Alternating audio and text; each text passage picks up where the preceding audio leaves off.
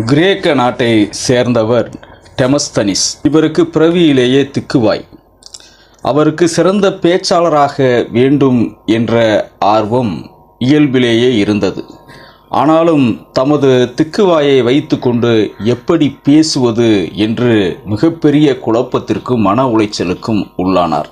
இருந்த போதிலும் தமது முயற்சியை கைவிடாமல் அந்த பகுதியில் இருந்த ஒரு பெரிய மலை உச்சிக்கு போய் தமது வாயில் கூழாங்கற்களை போட்டுக்கொண்டு தொடர்ச்சியாக வானத்தை பார்த்தும் பிற திசைகளை பார்த்தும் பேச்சு பயிற்சியை மேற்கொண்டார்.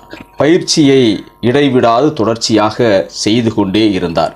அவரது பேச்சில், குரலில் நல்ல முன்னேற்றம் இருந்தது. ஒரு கட்டத்தில் கிரேக்க நாட்டின் சிறந்த பேச்சாளர் என்ற பெயரை அவர் எடுத்தார். முயற்சியும் பயிற்சியும் உண்மையில் மனித வளர்ச்சியின் இரு கண் போன்றது என்பதற்கு இதுவெல்லாம் ஓர் உதாரணம்.